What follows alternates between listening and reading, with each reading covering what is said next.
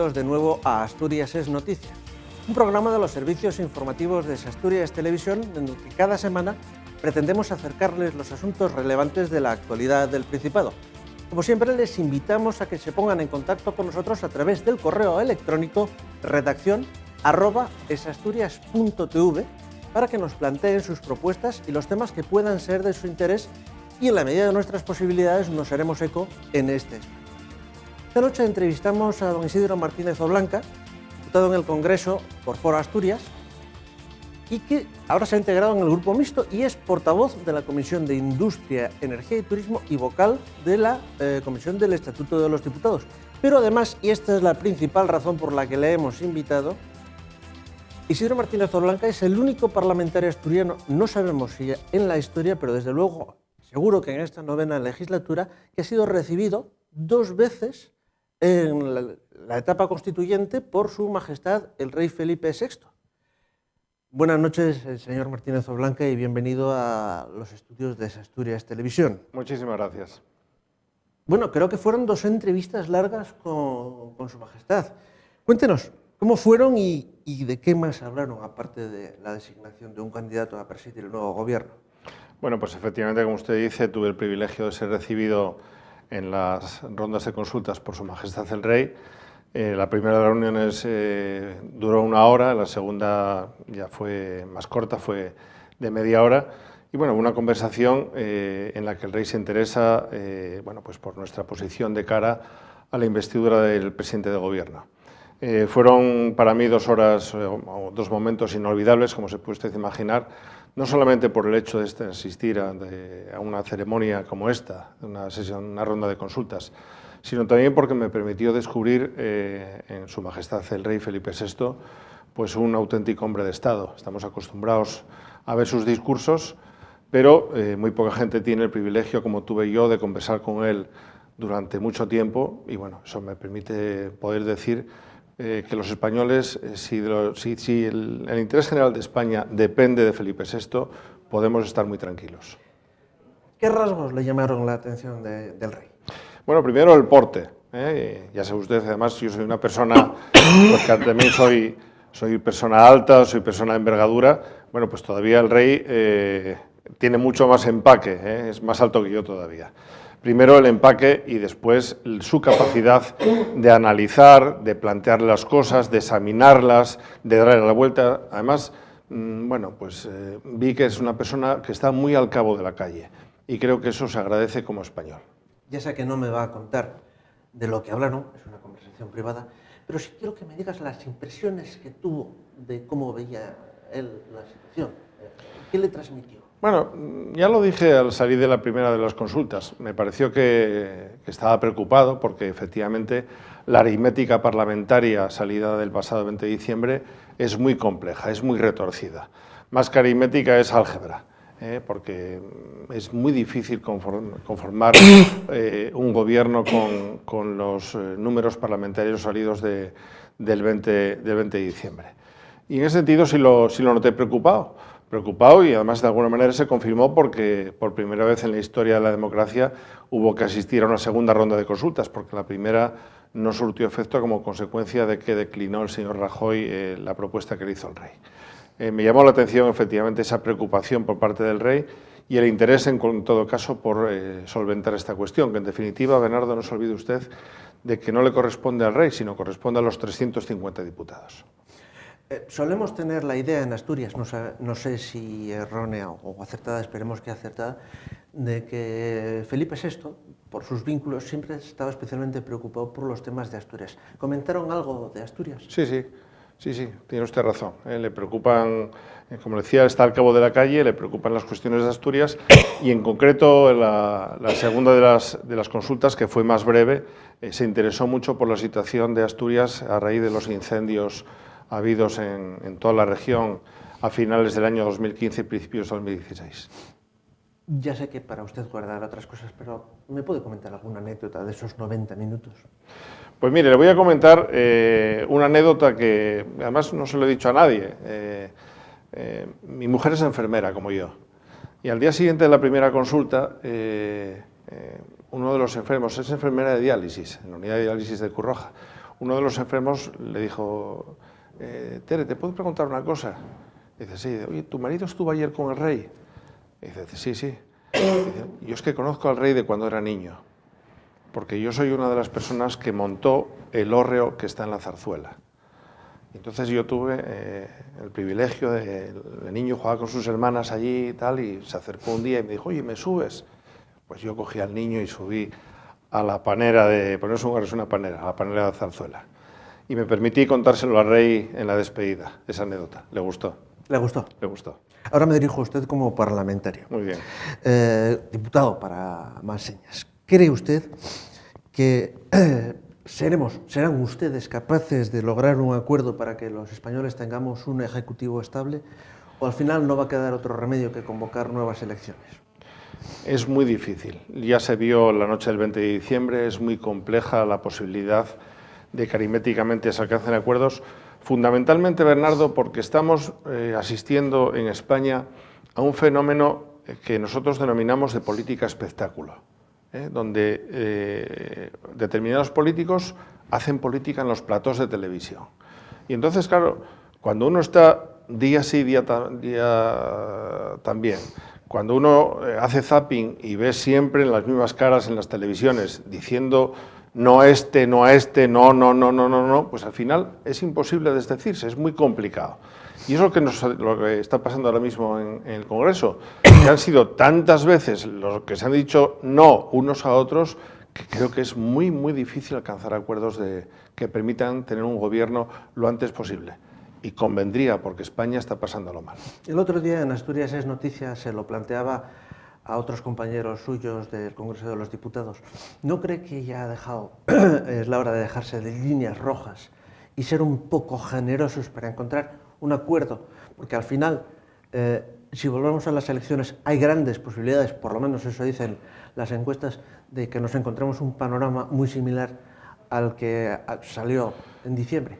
Sería muy necesario, porque la política, en definitiva, consiste precisamente en eso, en dialogar, en negociar, en alcanzar acuerdos. Sería muy importante alcanzar algún tipo de acuerdos.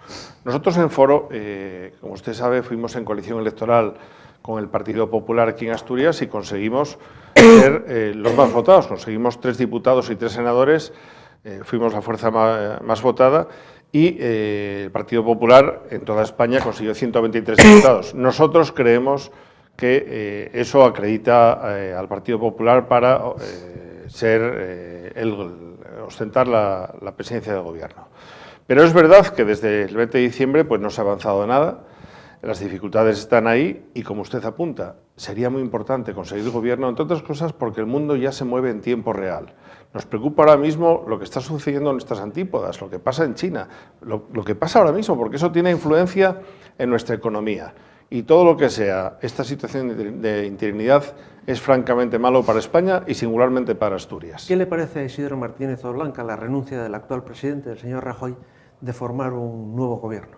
Yo creo que aquel viernes, un viernes negro, fue un viernes en el que la política espectáculo que comentamos antes se impuso sobre la política normal.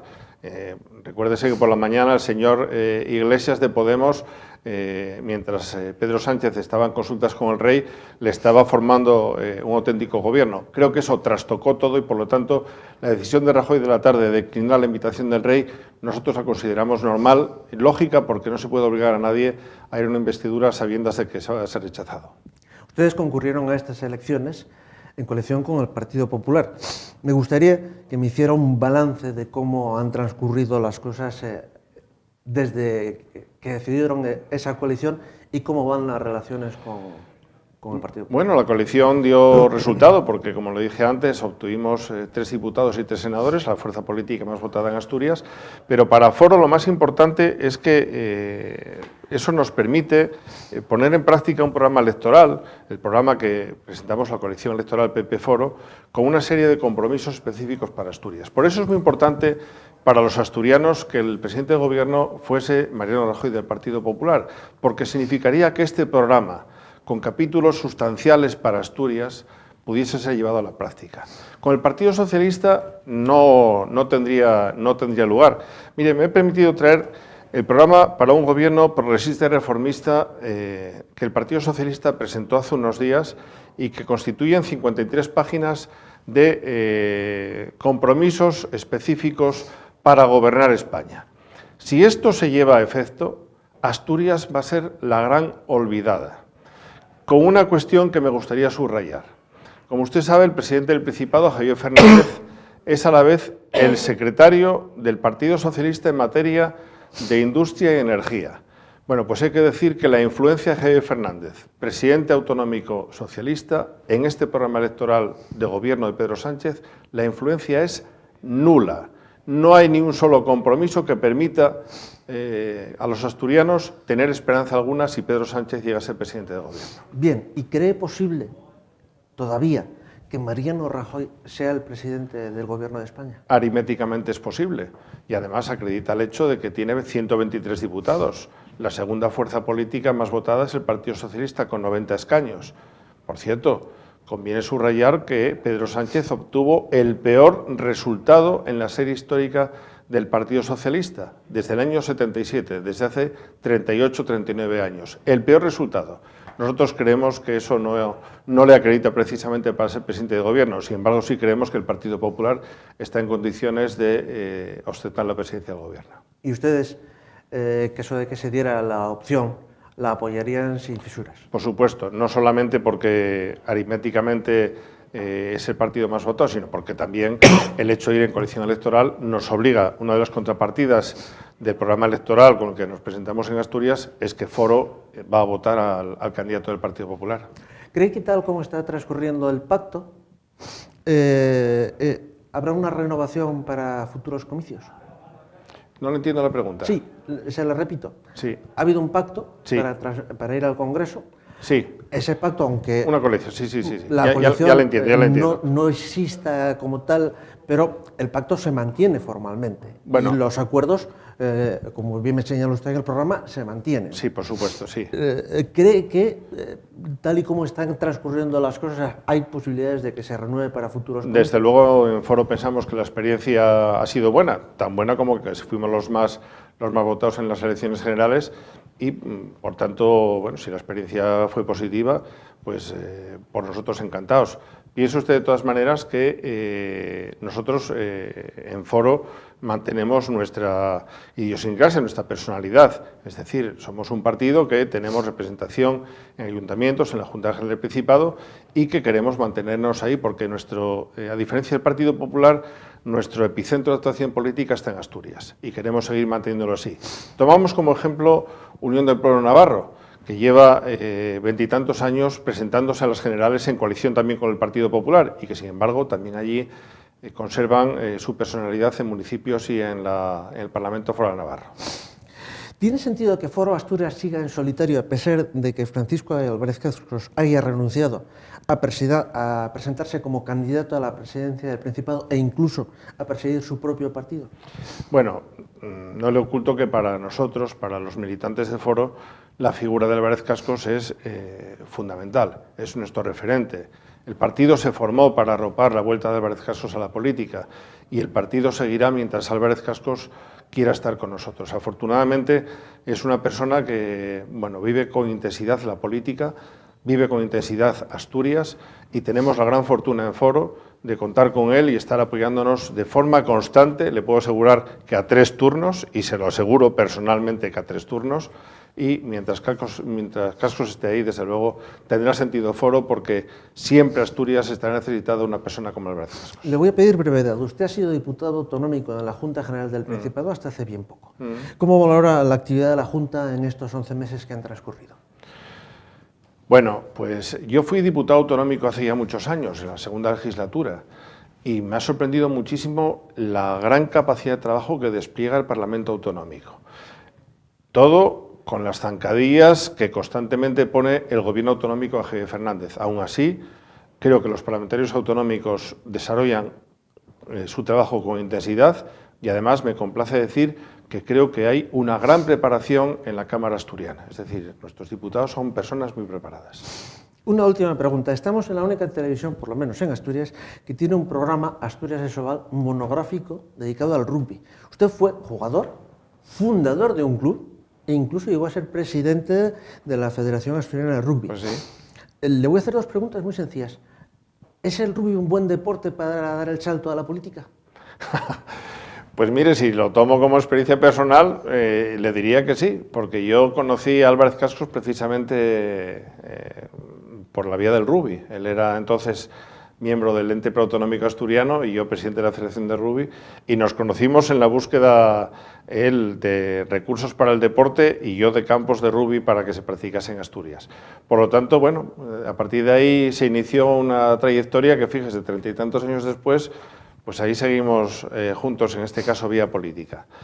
Y bueno, pues el rugby es un deporte, como todos los deportes, pero este fundamentalmente, donde se maneja mucho el concepto de equipo.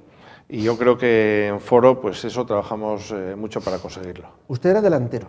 Yo fui delantero, sí, segunda línea. ¿Es más duro estar en una melé o enfrentarse a sus compañeros de la cámara baja? Bueno, se lo digo porque eso de estar en una melé para un delantero es tela, sí. El rugby es un deporte que se caracteriza sobre todo, como usted sabe y como bien se dice en esta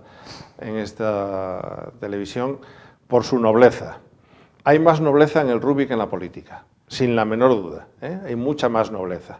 De las melés, como ve usted, los jugadores se levantan y siguen jugando. En la política a veces que te tumban y ya no te levantas más. Don Isidro Martínez Oblanca, diputado en el Congreso de los Diputados por Foro Asturias, gracias por acudir a esa Asturias Televisión. Y ustedes, por favor, no se vayan porque ya mismo, a la vuelta de publicidad, seguimos aquí, en Asturias es Noticia.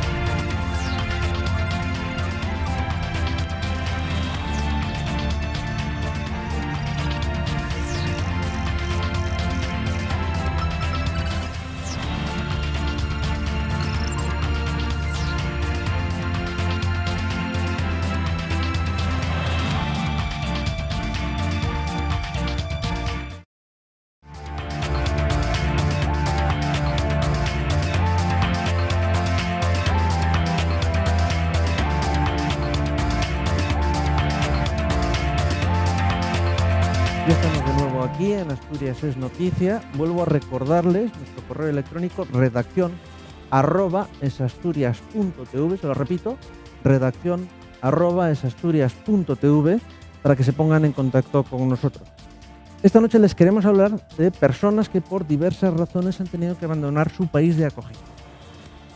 Los principales ayuntamientos del Principado han tomado recientemente varias iniciativas sobre los refugiados. Así, Gijón coordinará a través del Consejo de Cooperación la acogida de los refugiados de acuerdo con las ONG. Por su parte, Avilés va a poner en marcha el proyecto Escuelas sin Racismo, que se desarrollará a lo largo del año en los centros educativos de la ciudad. Y en Oviedo, la concejala de Atención a las Personas e Igualdad, Marisa Ponga, adelantó la puesta en marcha del Consejo Municipal de Cooperación al Desarrollo.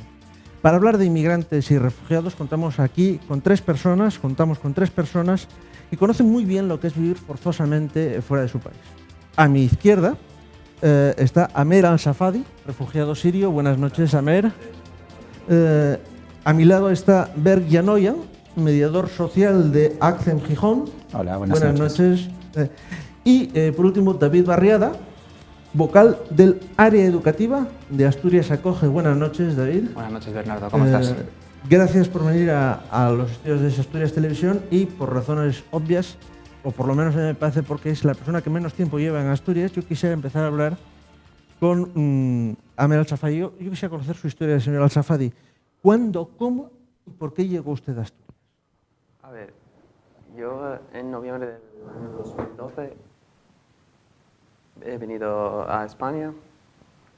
Bueno, en principio marché desde mi país, salí desde mi país a Dubái. Estuve ahí 2 meses, bueno, en plan de buscar trabajo y tal, y no pude conseguir la residencia. Y luego pues tenía un visado que me lo había mandado mi tío, y después, claro, vine desde Dubái hasta España, pero claro, con mucha dificultad y muchos controles en los aeropuertos y bueno, pues ahí Ya por fin he conseguido llegar a España. ¿Y fue difícil llegar hasta España? Claro. ¿Qué dificultades encontró? Por ejemplo, en el aeropuerto que estuve en Qatar, pues estaban investigando si el visado que tenía yo, si no era falsa o si era falsa. Entonces, claro, miraban mucho y no sé, como luego durante el viaje, durante el avión y tal, y yo no, o sea, el pasaporte mío estaba con la azafata del avión. Para que cuando llegue al aeropuerto se lo daban a la seguridad. Porque si no lo tuviera, pues para que me devuelven al país, a mi país. Usted es economista. Sí.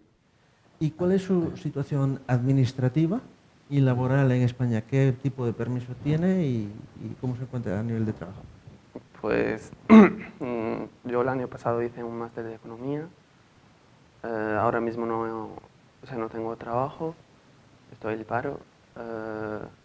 Tengo una residencia de protección internacional y, claro, con permiso de trabajo. Perfecto. Bergia Noyan lleva un poco más de tiempo con nosotros, llegó a España hace unos cuantos años más, es español desde hace 8 años y vino desde Irak también como refugiado. Señor Yanoyan, ¿cuál fue su peripecia? Solamente quería decir, como refugiado no es, porque realmente para ser refugiado tiene que haber concedido el estatuto de refugiado. En cambio, fui solamente solicitante de asilo político en su momento. En aquella época además era complicado el estatuto de refugiado. Y le llamaban asilo político. Actualmente cambió el nombre simplemente y era solicitante de protección internacional.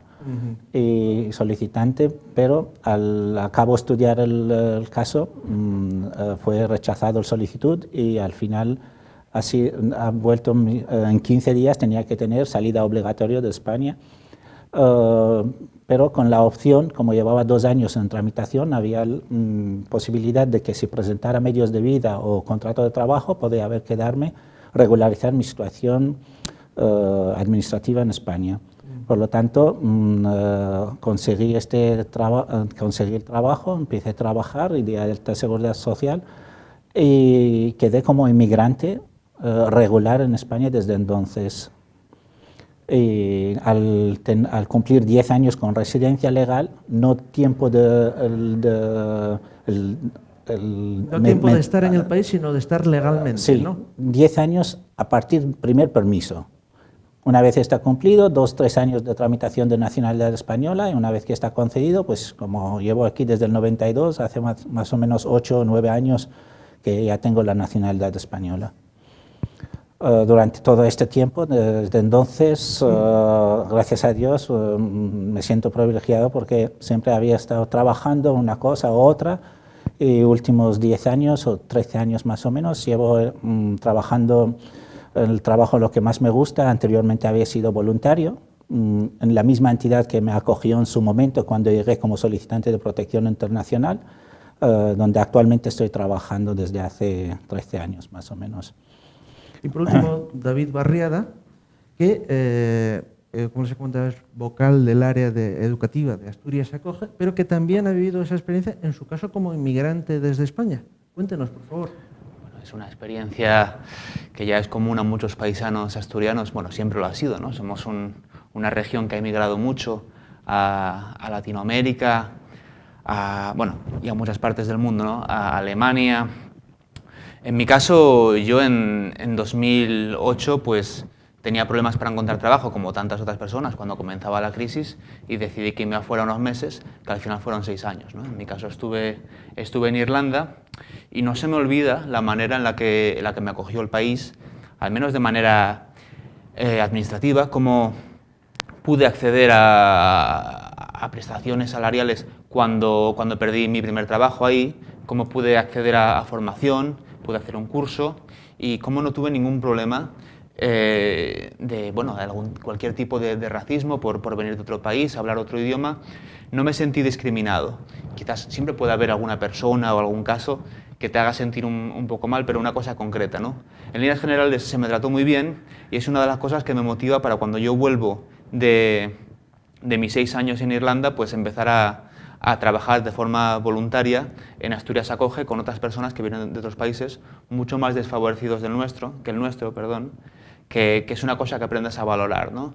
Aprendes a entender, dices, bueno, tenemos una crisis económica, tenemos problemas, pero cuando conoces las experiencias de personas que vienen de países del sur, dices, bueno, pues igual no es para tanto lo nuestro, ¿no? En comparación, te solidarizas y mi propia experiencia fuera, sabiendo lo que es tener lejos a familia, amigos, pues me ayuda más a comprender los casos de otras personas que son mucho más complicados que el mío, porque después de todo yo me fui porque yo quise y porque me apeteció, y otros pues vienen aquí en contra de su voluntad, no solo por una persecución personal, como es el caso de refugiados, sino muchas veces por las condiciones socioeconómicas o incluso climáticas del país que lo hacen inhabitable.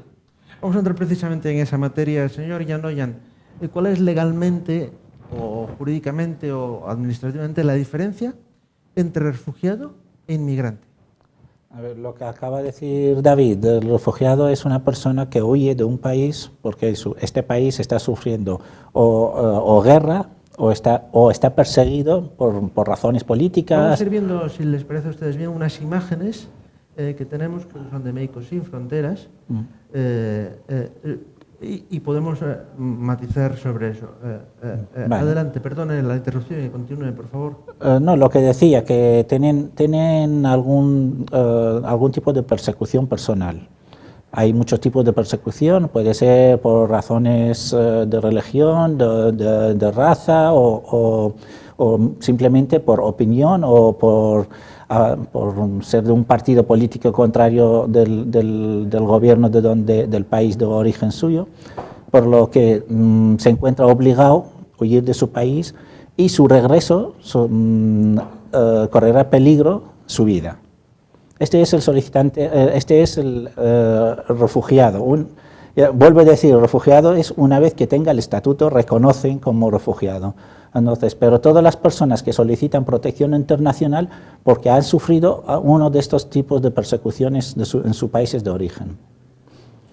Yo no sé si David Barriada está de acuerdo en lo que dice su compañero. Sí, yo estoy de acuerdo respecto a lo que es la clasificación refugiado, inmigrante. Generalmente se suele hablar de la etiqueta migrante económico, ¿no? Como la persona que se marcha de un país a otro para mejorar sus expectativas de vida o las de su familia mediante el envío de remesas, es decir, envío de dinero al país de origen. Estoy de acuerdo en la manera que se clasifica lo que es la etiqueta, ¿no? Lo que no estoy de acuerdo muchas veces es el tratamiento muy diferente que se le da, ya no solo en los medios de comunicación, sino bueno, ideológicamente en la sociedad, que bueno, puede ser muy discriminatorio. Básicamente nos encontramos con casos donde hay mucha propaganda de refugiados buenos y migrantes malos. No tiene por qué ser bueno ni malo ninguna persona, simplemente son personas, ¿no? Y esto pues da lugar a que se incremente en ciertas ocasiones la represión a la migración que se considera económica, que no tiene por qué serlo, muchas veces no lo es, de hecho la mayoría de las veces es migración de pura necesidad, mediante pues, los métodos que conocemos, como puede ser pues, la frontera, ¿no? la valla, bueno, represión policial y muchas otras cosas que podremos ir hablando a lo largo de la noche, supongo. Y además, yo creo que no hace mucho tiempo, algunas autoridades políticas, religiosas, en fin, insinuaron algo de eso, de que con los refugiados se colaban inmigrantes y que eso pues no estaba demasiado bien, etcétera, etcétera. No sé si recuerdan aquellas manifestaciones o esos comentarios que se han hecho en varias ocasiones, ¿verdad? ¿Es justa esa diferencia entre refugiado e inmigrante? No lo es. Bueno, a ver, depende. Entendemos que unos casos son más graves que otros, ¿no? Y necesitan un tratamiento diferencial. Lo que no es justo es decir, bueno, pues como eres refugiado, pues vas a tener unas condiciones buenas para vivir aquí, unas condiciones dignas, económicas, de respeto, de protección, pero tú, como eres inmigrante, no las vas a tener. una vez que estamos aquí todos tenemos derecho a vivir bien. Bueno, de hecho, todo el mundo debería tener derecho a vivir bien en sus países de origen, ¿no? Y si yo te puedo contar casos de personas que tienen su familia y es que si ellos no envían una remesa, pues su mujer no puede estudiar, tiene que dejar la carrera, o su familia no puede permitirse pagarse medicamentos en países donde hay enfermedades infecciosas graves, o bueno, sencillamente cualquier tipo de enfermedad que tengas necesitas tratarte, la medicación no es gratuita, y es que si no tienen ese dinero que llega desde Occidente, no la pagan, y si no la pagan te puedes imaginar lo que sucede. Por tanto, hay que relativizar un poco esto de las categorías a la hora de tratar con el fenómeno migratorio, ¿no? Porque puede ser muy discriminante. Estoy de acuerdo con David, que Sí. ya sé que el tema, lo que decimos inmigrante y refugiado, cuando una persona está inmigrante en otro país, no por gusto, en primer lugar, y si dejas todo y marchas a un país, por ejemplo, la mayoría de la gente que viene no reconocen situación política o situación económica de su país, estos lo consideran inmigrante. Entonces pasan a ser de solicitante de asilo a inmigrantes irregulares. Entonces eso no significa que no tienen la necesidad de estas personas de ser atendidos de forma correcta y atendidos y tener el mismo categoría que aquí no se está diferenciando en ningún momento de solicitante de asilo o inmigrante. Hasta hecho, que no se estudia, no se sabe cuál. Se ha acuñado un concepto de refugiado económico, o al menos eso tengo entendido, en el sentido de que determinadas personas que vienen como inmigrantes pues vienen por una necesidad de buscar una salida a su familia, ¿no? Inmigrante económico. Perdón. Inmigrante económico en el sentido de Sí, equipararse al refugiado. Es la categoría que yo digo, pero claro, Sí. nosotros tenemos muchísima inmigración que viene de Senegal, es el país más representativo de nuestra identidad, de Asturias acoge. Yo te pongo el caso, por ejemplo, de la gente que vive en la zona de Dakar, en la costa. Bueno, resulta que por mecanismos de necesidad del país económica y mecanismos de deuda, pues se ven obligados a vender derechos pesqueros a grandes pesqueras internacionales, algunas españolas, de hecho. Entonces, ¿qué pasa? Que se agotan los caladeros de pesca y pues la gente que se dedica a la pesca, no solo la gente que se dedica a la pesca, sino toda la industria derivada de la pesca, pues se va al garete, hablando claro. Entonces esta gente necesita una alternativa para vivir. ¿Y esta gente a dónde viene? Bueno, pues viene a Europa. España es el país por el que primero entras, Francia es el país donde ellos tienen una relación postcolonial, y ahí es donde a veces pues ya tienen gente asentada. Bueno, van a donde sea porque ellos necesitan una manera de vivir porque tienen ese derecho. Cuando hablamos de inmigración es muy importante decir que nosotros defendemos el derecho a la libre movilidad, empezando por el derecho a permanecer en el país de origen. Y si desde Occidente se da un trato injusto a otros países, pues Occidente tiene que responder. Y no se trata solo de responder ofreciendo alojo, sino que bueno, hay problemas en los países de origen que son los que hay que arreglar. Porque realmente las cosas no se solucionan, os dejo entrar, no os dejo entrar, os ayudo cuando entráis, no os ayudo, os trato bien, os trato mal. El tema es que deberíamos interpretar todas las crisis migratorias y de refugiados que hay ahora no como ¿y qué hacemos aquí? ¿Que tenemos paro? ¿Cómo lo abordamos? Sino como decir, oye, hay problemas muy graves en países de origen y tenemos que intentar ayudar a solucionarlos. Y ayudar a solucionarlos no significa una coalición armada, bueno, esto es otro tema. Sí. Pero cosas que estamos viendo, ¿no? Sí, podemos entrar en él, por supuesto, sí. Podemos entrar en él. Yo quiero volver a Almer Al-Safadi, que yo lo comentábamos, él es el último en venir de su familia. Es decir, han venido ya otros familiares, ¿verdad? Sí. Hábleme, cuénteme, por favor. Bueno, eso, lo que decía antes, pues vinieron en principio mi madre y mi hermano el mayor y mi hermano el pequeño. Pues vinieron desde Líbano hasta mediante un avión también, enseguida hasta España y después de Madrid a Asturias. Y nosotros venimos a Asturias porque teníamos mi tío aquí, que era un médico, entonces él que nos invitó y nos mandó la invitación el visado. Y claro, llevamos casi ahora 4 años aquí. Usted está ahora especialmente preocupado por la situación de su padre, ¿por qué? Y mi padre, claro, está mi padre entre España y Damasco, porque mi padre es dentista y tiene una propia clínica ahí y no puede dejarla ahí porque lleva 40 años haciéndola y trabajando ahí. Entonces todavía tiene el visado mi padre y hasta abril todavía lo tiene, pero luego a partir de abril ya se le caduca el visado, entonces tiene que renovar otra vez, pero esto no sabemos cómo la manera que vamos a buscar otra manera o otro medio para conseguir la renovación del visado de él. Porque claro, sería una opción hacerlo como agrupación familiar, pero claro, al tener la agrupación familiar va a tener la misma residencia que tenemos nosotros. Por lo tanto, no puede volver al país. Entonces ahora, bueno, estamos ahí preocupados un poco por el tema de mi padre. Yo me imagino que Berg y David conocen historias de personas que acuden a ustedes como mediadores en busca de ayuda. ¿Nos pueden relatar, respetando por supuesto la confidencialidad de esas personas, algunos de esos testimonios? Yo con la experiencia que tengo, que durante 2013-2014 ACCEM Gijón ha sido atendido aproximadamente 50 personas de nacionalidad sirios, que son situaciones que tengan algún enlace de familiares que les habían hecho la invitación y llegaron no con el BOM, el último llegaron, sino con visados desde el Líbano y vinieron a España.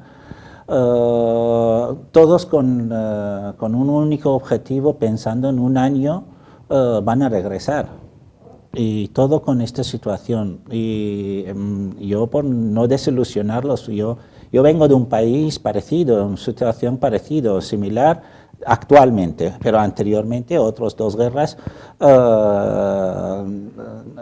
tuvo la suya también, y muy reconocido, pero aún así no fue reconocido como estatuto refugiado en su momento y quedé en situación irregular. Pero quiero decir de esto, de que la situación de estos países, como Irak, por ejemplo, no mejora en un día para otro. Estos países, Irak, desde que supuestamente tiene la democracia implantada en el país, por decir, no sé cómo decirlo, porque el gobierno actual es igual que lo que estaba anteriormente o peor. Sigue siendo el país saliendo más ahora de Irak que todo el tiempo de guerras que tuvo anteriormente. Entonces, mejorar estos países es muy difícil mejorarlo, y las expectativas que tiene la gente que llegan, pues con una ilusión que vuelvan, pensando que durante el tiempo que están aquí se va a arreglar. Yo, con mi experiencia, yo no digo nada, por supuesto, pero pienso que estos países es muy difícil, una vez que hay un conflicto armado, es muy difícil después volver a la estabilidad. Hay muchos intereses en el juego y allí desconozco yo, y ni siquiera me gustaría hablar de esto porque hay mucho fondo atrás. Veía al señor Barriada pensativo acerca de lo que estaba diciendo.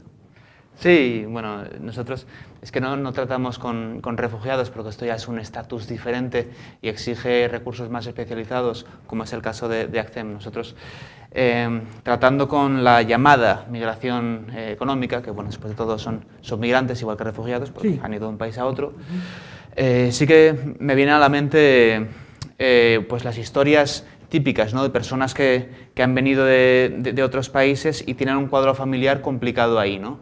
Es una cosa muy común, por ejemplo, encontrarnos personas pues, que tienen generalmente varones, que tienen a su mujer en otro país y igual pues está embarazada y no están ahí cuando nace su hijo, ¿vale? Y incluso pues gente que tiene hijos de varios años y los han visto una vez, ninguna, 2, gente que se casa a distancia, tela. Esto pasa bastante otra vez más con gente de Senegal, porque bueno, es que cuando estás aquí viviendo con 400 euros, y no de subvención, sino de un trabajillo de lo que encuentres, claro, hacer un viaje a África y volver no es nada barato. Para encima, tú tienes la obligación, porque tienen esta cultura comunitaria, de enviar unas remesas para ayudar, ¿no?, a tu familia. Y claro, se da muchas veces. Y son unas condiciones muy difíciles cuando están aquí, ¿no? Porque todavía, de algún modo, me da la sensación de que algunos piensan que cuando llegas a Europa todo es mucho más fácil y que las cosas, bueno, pues que van a salir mejor de lo que luego salen, ¿no? Y luego me encuentro con el caso de por ejemplo, una chica, no voy a dar datos, pero con la que estamos tratando ahora, que encuentra finalmente un trabajo, pero gana 300 euros al mes. Tenemos ahí unas imágenes, podemos verlas y a medida que va el coloquio surgiendo, intervengan ustedes libremente. Son imágenes, creo que de Médicos Sin Fronteras, bueno, pues que relatan un poco lo difícil que es salir, ¿no? Bueno, esto ya es Serbia. Ya han pasado Turquía y ya han pasado, no sé, no me aventuro a decir que lo peor, pero es un sufrimiento. Pasar por ahí, claro, yo tengo amigos y amistades y tal, pasaron en estos días que me dijeron que, bueno, fueron los días más duros de su vida. Claro, cruzar el mar y las fronteras y tal, muy difícil. Porque además no hay una, sino que hay que atravesar. Hay muchas, sí, ahora por encima, que vemos Serbia, la frontera, creo que es la frontera de Serbia con Hungría, ahora tiene sus 160 kilómetros de valla, de fabricación española, por cierto, la cual, si saltas y entras de forma irregular a Hungría, ahora ya es forma ilegal y puedes pagar con 3 años de cárcel el haber entrado, bueno, haber saltado una valla. Si dañas la valla, ya estamos hablando de 5 años de cárcel. Así es como están las cosas en Europa. Quiero decir, la manera en la que estamos tratando los problemas en los que en cierto modo hemos cooperado, que suceden en países extranjeros, es realmente vergonzante, ¿no? Ver qué le sugieren esas imágenes. Nada más sentir ¿Recuerdos? Recuerdos y muy duros, la verdad. Aunque gracias a Dios en mi caso no fue así, porque el único país vecino que estaba en su momento, país que podíamos salir, era Jordania, y Jordania no estábamos en estas condiciones, y económicamente Irak teníamos recursos para poder mantenernos durante un tiempo hasta conseguir salir del país a otro destino. Pero sigo diciendo, toda esta gente que estamos viendo habían gastado muchísimo dinero. Sí. Los pobres todavía están en Siria, no pueden salir. Sí. Estas personas habían gastado por persona por lo menos 10.000 euros. Y 10.000 euros no se gana en un año en Siria o en Irak. Entonces, sí. Estos son los ricos del país. Los pobres ahí están todavía. Lo que más suerte que tienen, lo que están por ahí. Claro, porque los menos suerte que tienen no pueden salir y bueno, están sufriendo en el país con la guerra y con el sufrimiento. Entonces, bueno, estos yo lo considero que tienen un poco más suerte que otros. Hay una suerte de mafias oportunistas por el camino que están sangrando económicamente a todos los demandantes de asilo que están cruzando fronteras de camino a Europa del Norte, Europa Central, bueno, Alemania y países que pueden ofrecer empleo, ¿no? Por ejemplo, hace cosa de un mes escuchaba a un chico que había estado de cooperante en Lesbos y decía, mira, el paso de Turquía a Lesbos pues son unos 10, 20 euros, ¿no? Un billete de barco. Bueno, para un refugiado están cobrando 1.000 euros, o incluso más. A veces hasta 2.000. Depende de si hace buen tiempo o hace mal tiempo, parece ser. Y claro, esto no es una cosa legal, esto son mafias y la vergüenza es que se están consintiendo. ¿Y se puede hacer algo frente a esas mafias? ¿Se podría hacer algo? Pues decencia política, quiero decir, los responsables tienen que hacerse cargo. Tienen que hacerse cargo. Lo que no puede ser... responsables? Bueno, pues la Unión Europea y los gobiernos. Claro, es que el tema es que pasan por países donde también hay necesidades y la gente se está aprovechando de la gente que sabe que viene de Siria, que ha vendido su casa, ha vendido sus propiedades muchas veces, o bueno, ha cogido lo que tenía, y es que cuando llegan a su país de origen están totalmente pelados. O sea, se lo han gastado todo. Si quieren comprar un paquete de tabaco, pues igual se lo venden 10 veces más caro, porque saben cómo están, que esto es así, ¿no? Luego, para encima, escuchamos noticias de países como Dinamarca o Suiza que embargan los bienes cuando llegan a ese país. Esto es una vergüenza. Claro, es que no se puede permitir. Tenemos que entender los problemas que hay en otros países y ser un poco más solidarios. No decir, bueno, tú vienes aquí, si tú tienes algo para aportar, y yo te ayudo, pero antes me das tus cosas. No. Hay un problema, debemos funcionar como una comunidad a nivel global, que ya hemos evolucionado bastante como civilización para llegar a ese punto, creo yo, y dar un trato humano y justo, porque no es un tema de compasión, es un tema de justicia. Que la gente tenga lo que se merece por ser una persona. Además, la inmigración y la acogida, cuando llegan, para las personas que han venido, para ustedes que han venido, supone un cambio radical en cuanto a la cultura y la religión de sus países de origen. Por ejemplo, señor Al-Safadi, ¿cómo vivió ese choque de creencias o de llegar a un país cuya cultura, cuya religión es tan distinta a la de su lugar de origen? Sí, bueno, al principio me costó un poco adaptarme y claro, porque al principio llegué no hablaba nada de español, hasta que aprendí, empecé un poco a hablar con la gente y tal, entonces ahí me empecé a adaptarme un poco y bueno, la cultura sí es un poco distinta y bueno, un poco de... Cuéntenos. Pero ahora sí, ahora estoy muy bien y la verdad me gusta mucho, pero también la guerra también creo que no va a acabar ni en 10 años también. Entonces, ni en 10 años. ¿Has mucho hecho amigos más. mientras tanto? Claro. Bueno, ¿y te sientes acogido con la gente de aquí? Claro, aquí es una gente muy amable y muy cariñosa y eso es muy importante. Berg y David, ustedes conocen como mediadores lo que supone ese cambio de culturas y de religiones, que parece que no, pero influye, ¿verdad? ¿Cómo les afecta a las personas? Y bueno, en el caso del señor Yanoyan, pues en su doble condición de cooperante y de inmigrante.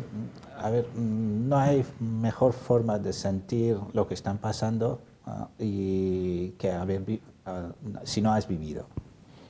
Un dolor muela, si no lo tiene uno, no va a sufrir el mismo dolor, el que está al lado te comprende, no, el que está sufriendo el dolor de muela es el que tiene el dolor de muela, no el que está al lado consolando.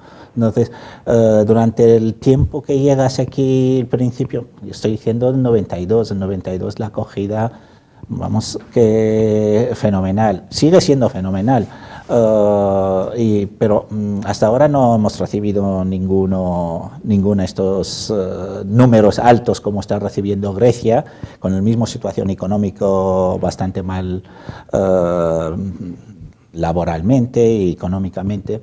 Entonces, aquí, aunque hay mucho, si el vecino necesita algo, ahí están los vecinos y va a florecer mucho la solidaridad. Yo creo que se va a responder muy bien en Asturias, por lo menos, que yo conozco desde entonces, estoy en Gijón, y la verdad, yo no tengo ningún familiar, yo soy hijo único, y en su momento no había ni armenios, ni pocos árabes, y casi no teníamos ningún tipo de contacto, y los únicos amigos eran españoles y asturianos, y desde entonces hasta hoy, vamos, que tengo casi todo Gijón conocidos, o mediante el trabajo, o compañeros, o cambias piso un sitio a otro, y esto es un gusto pasear en la calle, saludas a fulanito, al otro, y conocer mucha gente, la verdad, como si haber nacido aquí toda la vida. ¿A usted también le ha pasado?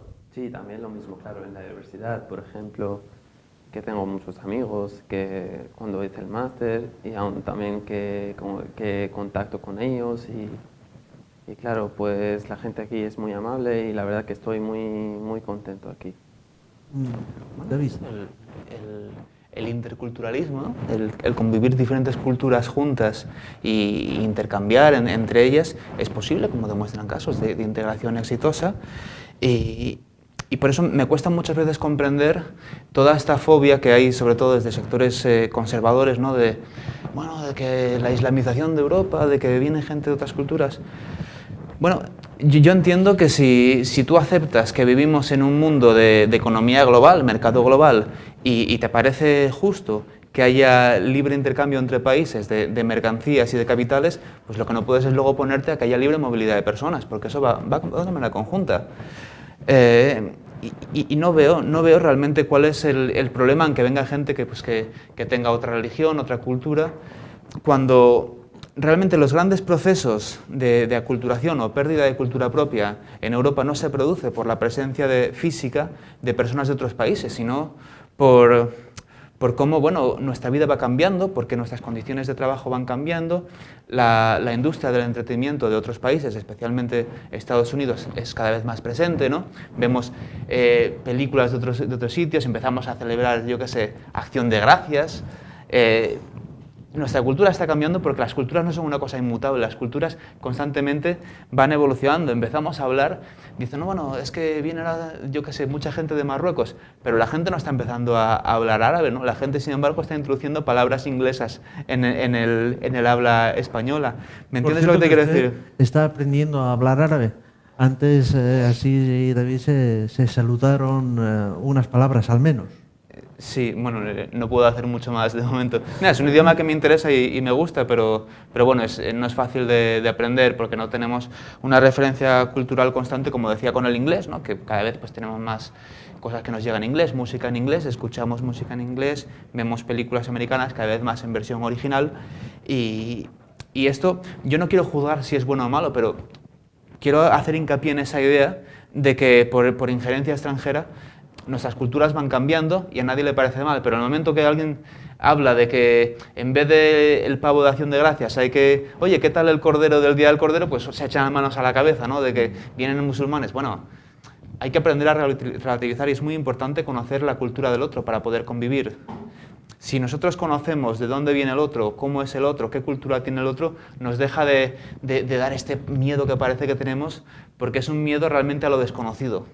No es un miedo a alguien que conozcamos, es un miedo a lo desconocido.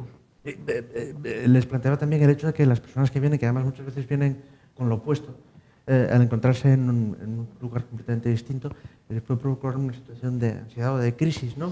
Eso ustedes lo han vivido, y cómo se les puede ayudar a las personas que llegan, por ejemplo, que llegan a Asturias, a superar esas crisis. Realmente cuando una persona se encuentra mal, pues mira, necesita compañía y nosotros, nuestras clases de español, de alfabetización y demás actividades son al mismo tiempo una excusa para que haya contacto, ¿no? Para que vengan y hablen con gente y se sientan, pues acogidos, puedan contarnos sus problemas y les ayudemos pues igual en cosas personales que puedan tener.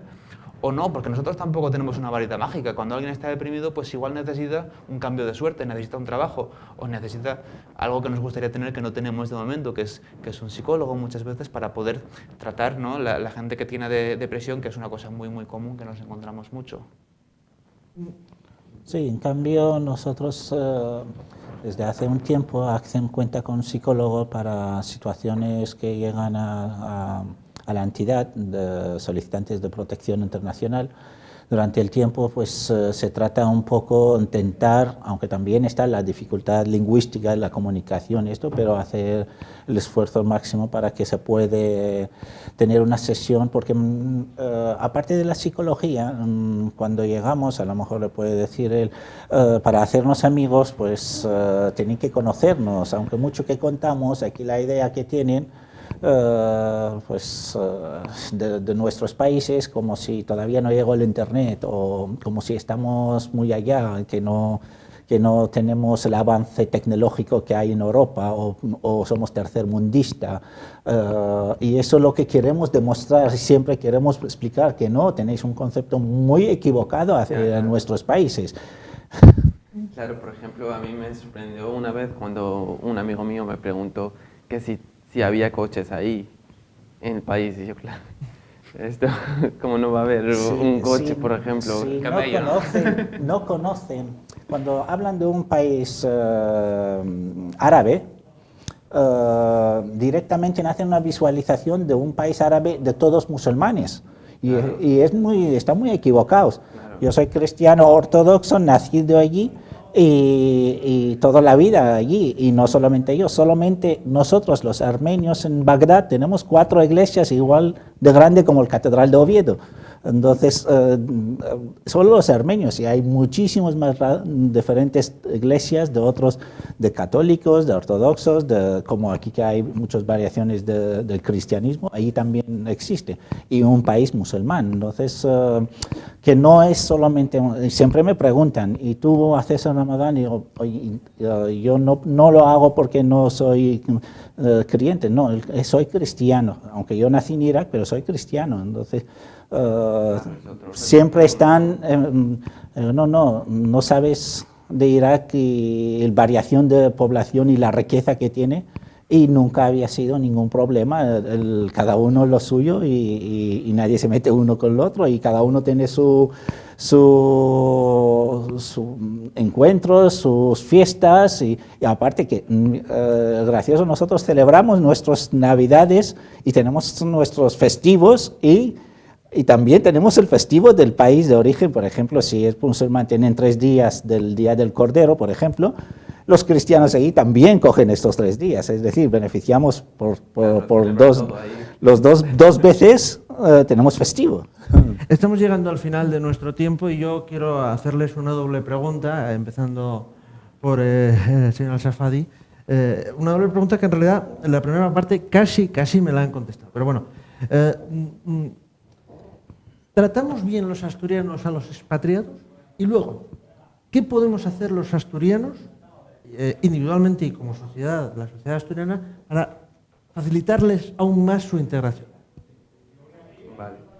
En principio, pues aquí, me encuentro muy bien.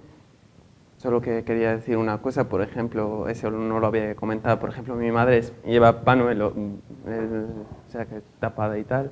Y cuando camina por la calle y tal, y la gente como lo mira así, como en plan, ay, terrorista, y la gente le mira así como muy raro. Entonces, solo falta como la gente que se conozca más el tema y investiga un poco y que sepan más o menos de que antes de que, por ejemplo, una vez que una mujer que insultó a mi madre porque se llevaba el pañuelo, dijo como que era terrorista y tal, y esto, por ejemplo, esto no puede ser esto, por ejemplo, pero en total que está muy bien. O sea que sí que podemos hacer esto, por ejemplo, la gente para que tengan idea un poco más o menos de... Que no tengan miedo al desconocido y que lo conozcan de cerca. Pero usted la misma pregunta, porque además usted lo ha vivido. ¿Cómo Sí. tratamos los asturianos a sinceramente, no es cuestión porque estoy en Asturias ni nada, porque yo tengo la posibilidad de marchar y de hecho había estado en toda Europa y otros países, pero y para quedarme no prefiero ningún sitio que no sea Gijón en concreto, más bien porque ya tengo raíces más que nada. No, a ver, es como aquel dice, tú, ¿de dónde te sientas 100%? Si me siento armenio 100%, nacido en un país, me siento de este país, pero mis raíces están aquí, e incluso mi padre está enterrado aquí, ya tengo más raíces aquí que otros sitios, porque yo 23 años de edad, de mejor edad de la vida, estoy aquí. ¿Y en qué se puede mejorar? ¿En qué se puede mejorar? No tener miedo, la verdad, y no rechazar. Estamos en ACCEM, tenemos un servicio de asistencia a víctimas de discriminación por origen racial y o étnica. Entonces, trabajamos mucho a la hora de salir de los centros con inmigrantes y refugiados para buscar viviendas. Entonces, muchas veces tenemos dificultades. Ponemos en la búsqueda, cogen el teléfono, llaman simplemente por el acento, ya no lo quieren. Ya no. No tengan miedo. Y los que salen huyendo de su país o sale emigrando hacia España no vienen a buscar problemas. Los que buscan problemas no vienen estas vías, tienen muchas otras vías para hacerlo, pero los que están así vienen como las imágenes. No creo que son personas que van a llegar, y aunque hay de todo, pero no se puede generalizar un caso con millones de sufrimientos de seres humanos y niños, hay niños que están medio ancianos, entonces hay que mirarlo un poco mejor, hay que valorar la situación y reconocer de cerca de lo que están sufrimiento de otros pueblos. En general, inmigrante, refugiado, no vamos a ir muy lejos, que llevamos unos años de crisis económica, no quiero quitar mucho tiempo, pero llevamos un pocos años de crisis económica, poco empleo, bueno, escaso empleo, y tenemos un número muy considerado hacia Europa, están trabajando y están sufriendo el mismo lo que está sufriendo el inmigrante aquí, de muchos que nos cuentan, y no sé si digo la verdad, pero vosotros conocéis la situación de los inmigrantes ahora en Suecia, me lo cuentan. Mismas preguntas, mismas respuestas. Mira, yo creo que en Asturias somos uno de los lugares de todo el territorio del Estado donde mejor se trata a los inmigrantes. Esto no quiere decir que se trate muy bien, tampoco muy mal. Nos encontramos con casos de racismo flagrante, nos encontramos con casos de una acogida muy solidaria y muy plausible, pero sí que es cierto que hay zonas como puede ser la costa del Levante, donde se producen muchas más agresiones y se denuncian muchos más casos de racismo, y la experiencia de personas con las que he hablado que han vivido ahí, personas de origen subsahariano o magrebí, me comentan que ahí se les trata mucho peor, ¿no? Y es lo que decíamos, ¿no? El desconocimiento del otro y por medio de la televisión asumir que cualquier persona que venga de un país árabe o bueno, un país subsahariano, si el credo es musulmán, porque el problema últimamente antes eran los judíos, ahora parece que son los musulmanes, con los que la gente tiene problemas, como la madre de él, se piensan que por llevar un pañuelo de repente va a sacar un AK-47 y ponerse a gritar Allah Akbar, y no es así, ¿sabes? Es muy absurdo y estamos muy influenciados por los medios, por eso te agradezco que aquí podamos venir a hablar de cómo son las cosas en realidad, ¿no? Gracias a los tres. Hasta aquí ha llegado nuestro tiempo. Amer Al-Safadi, refugiado sirio. Berja Noyan, mediador social de Acción Gijón. David Barriada, vocal del área educativa de Asturias Acoge. Muchas gracias a los tres por haber aceptado la invitación de Asturias Televisión. Y a todos ustedes ya saben que les espero de aquí en 7 días en Asturias es Noticia. Buenas noches.